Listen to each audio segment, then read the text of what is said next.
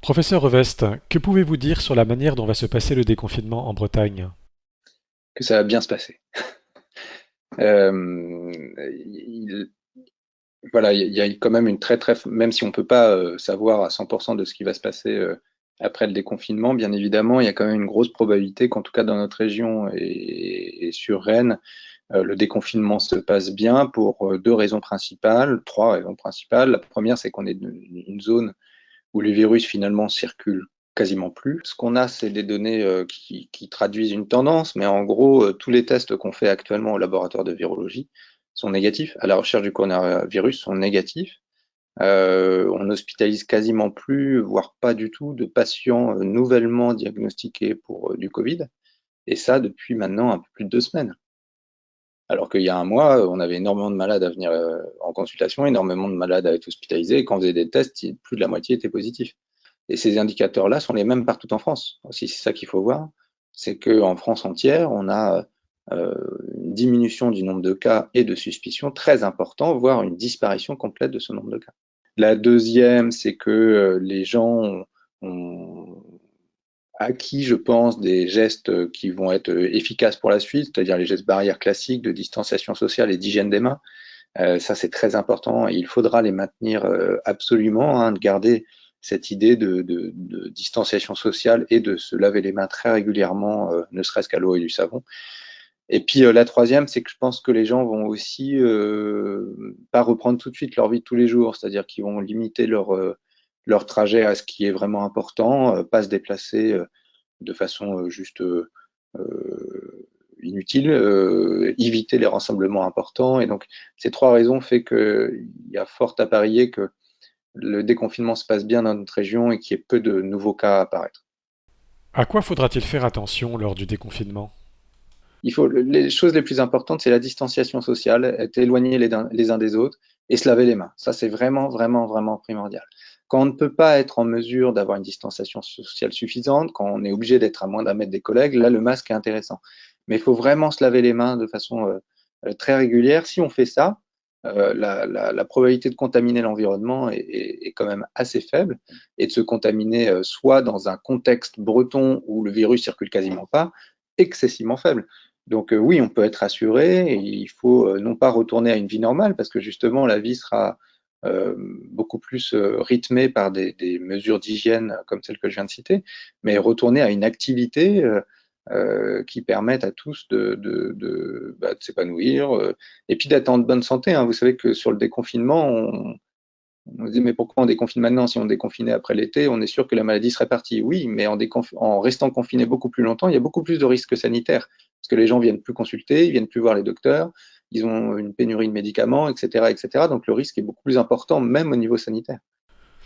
En cas de symptômes douteux, même légers, rhume, fièvre, toux, courbature, faut-il aller chez son médecin? Donc on a changé complètement notre mode de procédé. Au début de l'épidémie, on disait aux personnes de ne pas aller voir leur médecin généraliste parce qu'on ne voulait pas qu'ils infectent leur médecin généraliste et qu'ils restent chez eux confinés. Là, c'est complètement l'inverse. Dès que quelqu'un aura le moindre symptôme de fièvre, de toux, de courbature, de fatigue, de nez qui coule, il faut aller consulter parce qu'il faut poser le diagnostic le plus vite possible de la maladie à coronavirus pour pouvoir isoler les malades et éviter l'apparition de cas secondaires. Donc là, il est très important qu'on sache tout le nombre, toutes les personnes positives. C'est pour ça qu'il faut que les patients aillent consulter et puis bien sûr, en allant consulter, ils bénéficient d'un meilleur soin hein, que s'ils ne vont pas consulter. Notre environnement peut-il être contaminant? Surface, objets touchés? Et si oui, comment s'en protéger? C'est-à-dire qu'il y a des études qui montrent qu'on retrouve du virus sur les surfaces qui a un potentiel infectieux, mais ces études, elles miment pas du tout la vraie vie, en fait. Et par contre, moi, je serais incapable de dire si dans la vraie vie, de tous les jours, n'importe où, la contamination de l'environnement est à risque. Il l'est possiblement. Il l'est possiblement. Mais il est à risque parce qu'on va toucher l'environnement avec nos mains. Si on se lave les mains régulièrement, ça règle le problème, à vrai dire. Alors on a déjà entendu la phrase «il faut que le virus circule». Ce déconfinement progressif a-t-il pour but de faire circuler le virus de manière contrôlée, en visant l'immunité collective? C'était pas possible de laisser le virus circuler parce que l'impact populationnel aurait été majeur avec un nombre de morts considérable. Donc ce n'était bien sûr pas possible. Et donc cette idée de dire que il faut que le virus circule, c'était une idée qui avait été mise par certaines personnes au début de l'épidémie. Maintenant, plus personne émet cette hypothèse-là. Il ne faut pas que le virus circule. Et le déconfinement n'est pas du tout pour faire diffuser petit à petit le virus. Vous vous rendez compte, on est à 5% de probablement de séroprévalence en France à peu près. En Bretagne, on est à moins de 2%. Pour arriver au taux, on estime que ça doit être au moins 60% de la population qui est contaminée pour avoir une immunité collective. Il faudrait un temps considérable. Et d'ailleurs, rien ne nous dirait que les personnes qui étaient contaminées au début de l'épidémie sont encore protégées à la fin de l'épidémie. Vous voyez. Donc, ce serait, et probablement que ce ne serait pas le cas.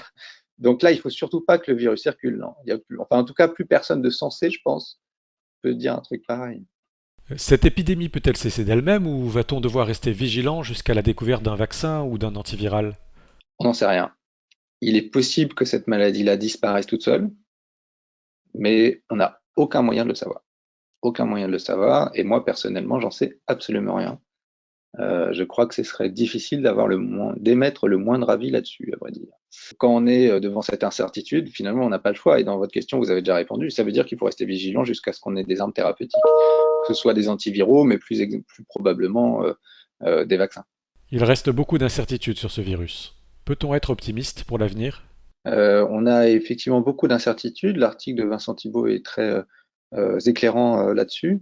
Mais on peut vivre avec des incertitudes, en fait.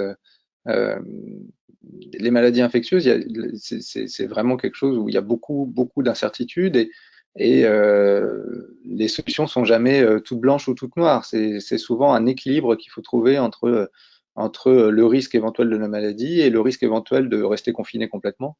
Donc oui, oui, on peut être optimiste et je pense qu'on va trouver le bon équilibre justement.